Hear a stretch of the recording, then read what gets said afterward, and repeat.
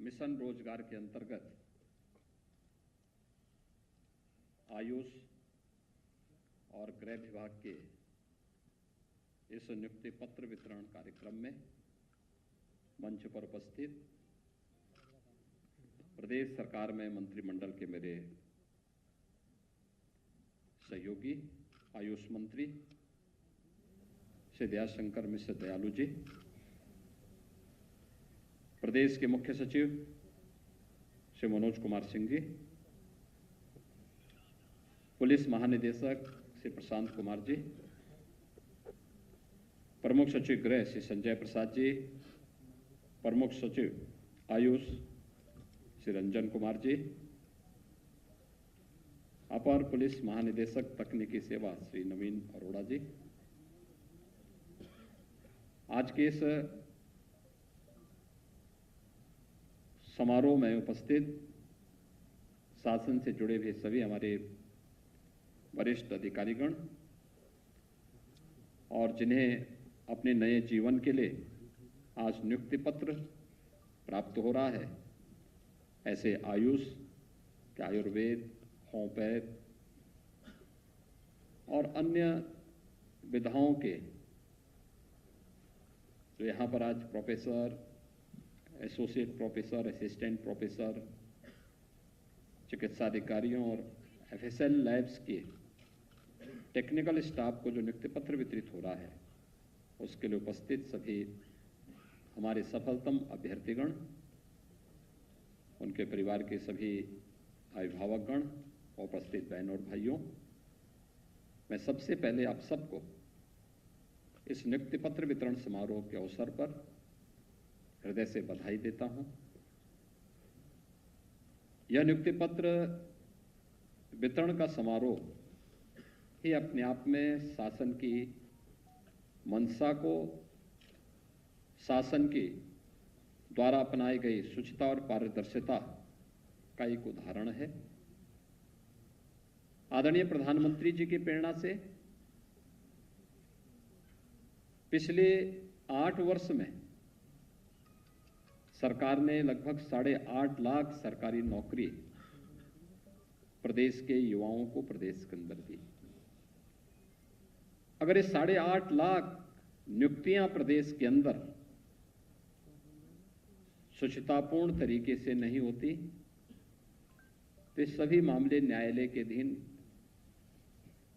गए होते और एक भी नियुक्ति की प्रक्रिया पूरी नहीं हो पाती। आज यहां पर हम लोगों ने आयुर्वेद से, होम्योपैथ से जुड़े हुए और आयुष के अन्य विधाओं से जुड़े हुए नियुक्ति पत्र, जिसमें 163 आयुर्वेद के चिकित्साधिकारियों के,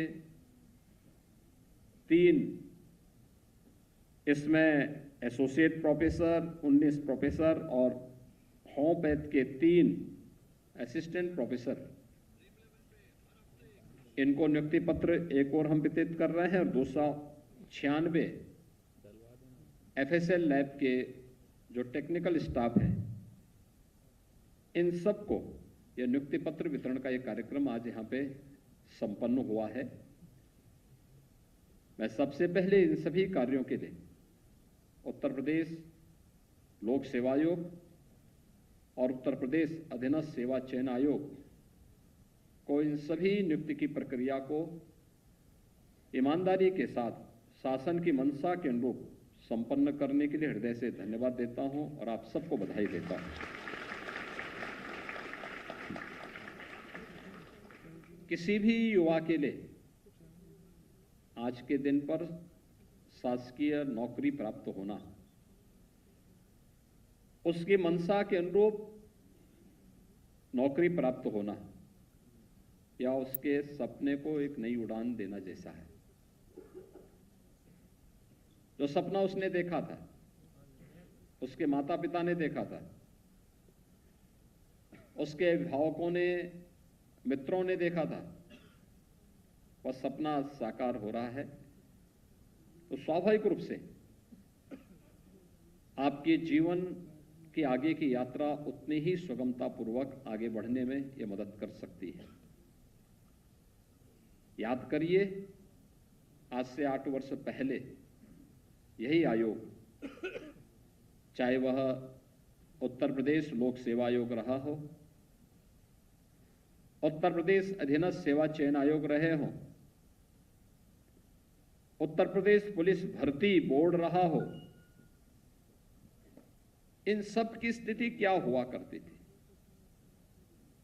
इनकी कार्यपद्धति पर व्यापक प्रश्न खड़े हुए थे। हाई कोर्ट से लेकर सुप्रीम कोर्ट तक इन सभी में अनेक याचिकाएं लंबित पड़ी हुई थी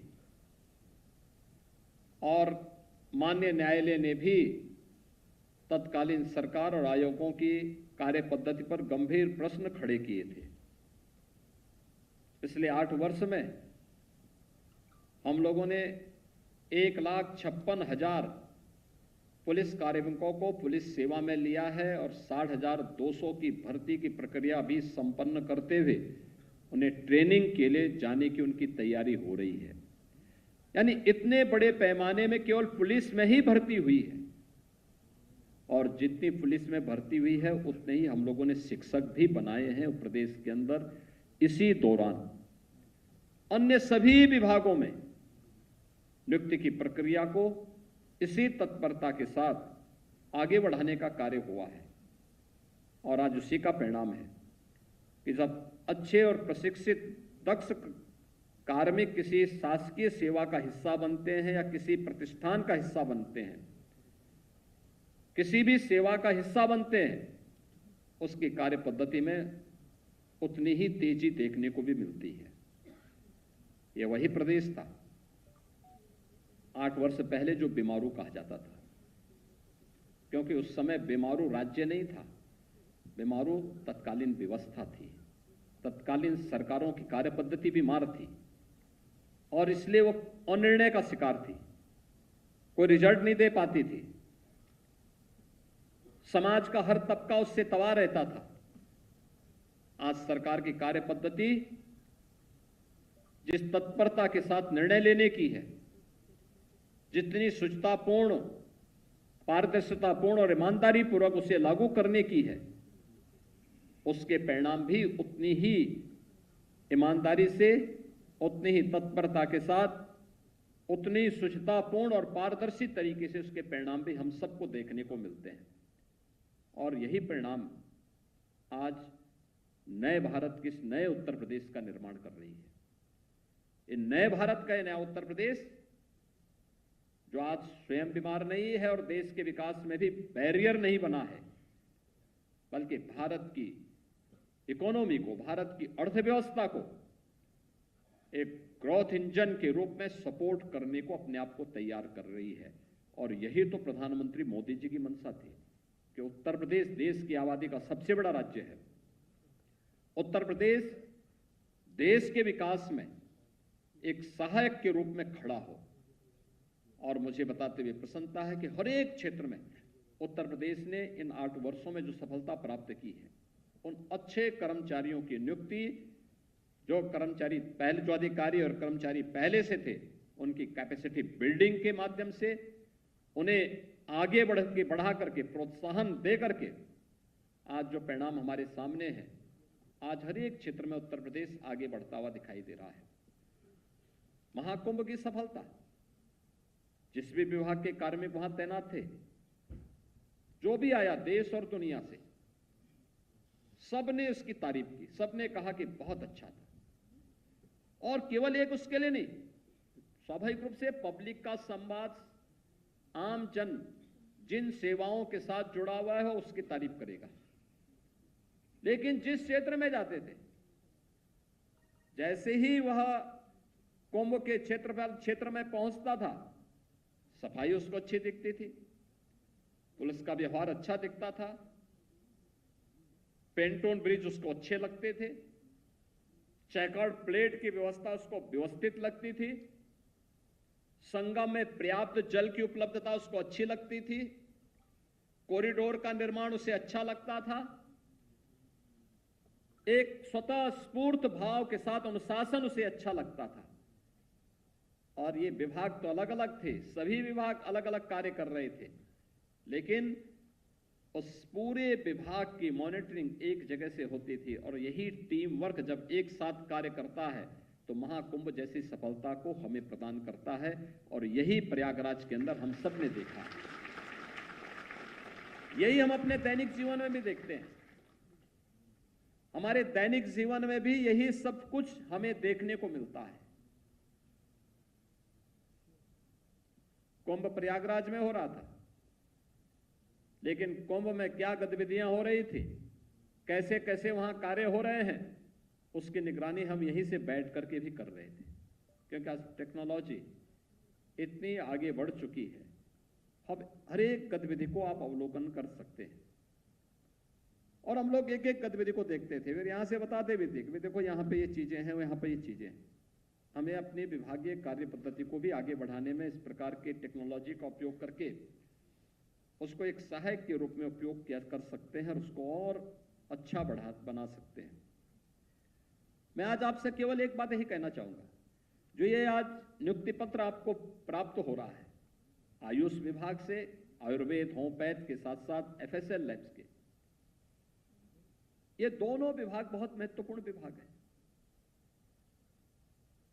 आयुष जिसमें आयुर्वेद है, योग है, नेचुरोपैथी है, यूनानी है, सिद्धा है, इन सभी को मिलाकर के प्रधानमंत्री मोदी जी के आने के बाद देश के अंदर उन्होंने एक नया मंत्रालय ही इसके लिए गठित किया है। ट्रेडिशन मेडिसिन की उन्होंने एक नई पद्धति को ही आगे करके उसको प्रोत्साहित किया, उसके लिए अच्छे इंस्टीट्यूट बनाए। आज उसके परिणाम हमें देखने को मिल रहे हैं। याद करिए, पहले योग कोई व्यक्ति करता था तो लोग उससे घबराने लगते थे, लेकिन आज दुनिया के 193 देश विश्व योग दिवस के साथ भारत के साथ जुड़ते हैं। ये भारत की ट्रेडिशनल परंपरा के साथ दुनिया के मन में आई हुई श्रद्धा का एक नया भाव है। हम जब स्वयं अपने कार्यों के प्रति और अपनी उपलब्धियों और अपनी विरासत पर गौरव की अनुभूति नहीं करते, जब हम स्वयं अपनी विरासत को कोसेंगे तो दुनिया हमारे पीछे क्यों जाएगी? दुनिया तो फिर ये चाहती ही है कि वह भी हमें कोसे, और यही होता था पहले।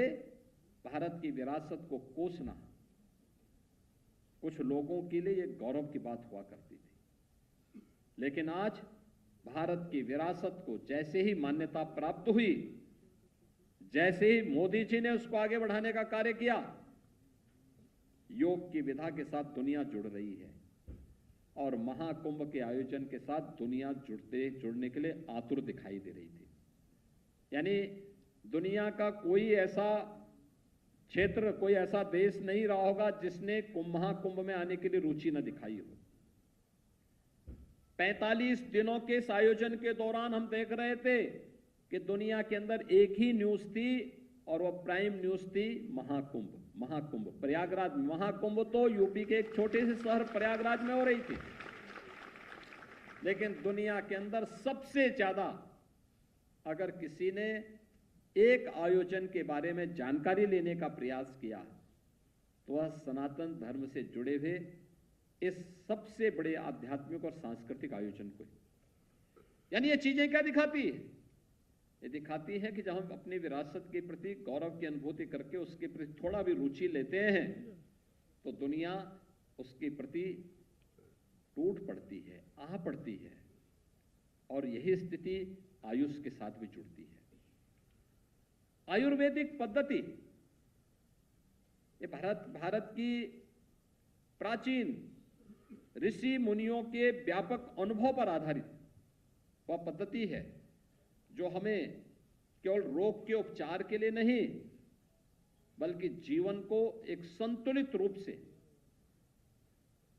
सुरक्षित रखने और हमारे आयु को बढ़ाने में सहायक हो सकती है। हम एक संतुलित दिनचर्या के माध्यम से अपनी काया को आरोग्यता कैसे प्रदान कर सकते हैं, वह आयुर्वेद उसका एक महत्वपूर्ण माध्यम है। आयुष पद्धति उसकी एक महत्वपूर्ण माध्यम बन सकती है और हम उसका पालन करें, इसके लिए सामान्य रूप से सरकार ने अलग अलग जनपदों में अनेक कार्यक्रम प्रारंभ किए हैं।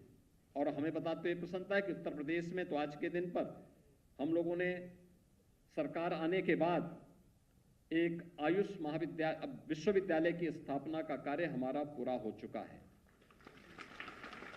वर्तमान में 2114 आयुर्वेद, 254 यूनानी, 1585 होम्योपैथिक चिकित्सालयों का संचालन भी आज उत्तर प्रदेश के अंदर हो रहा है। और लखनऊ, पीलीभीत में यहाँ पर हम लोग आयुष की यहाँ पे निर्माणशाला का यहाँ पे उनके निर्माणशालाओं के भी निर्माण की कार्रवाई की अंतिम चरणों में वहाँ पे चल रही है। 15 जनपदों में 50 शैय्या के इंटीग्रेटेड आयुष हॉस्पिटल्स की स्थापना और उसका संचालन प्रारंभ हो चुका है। 3 जनपदों में इसके निर्माण का कार्य प्रगति पर है और मैं विश्वास है कि बहुत शीघ्र हम इससे आगे बढ़ा पाएंगे।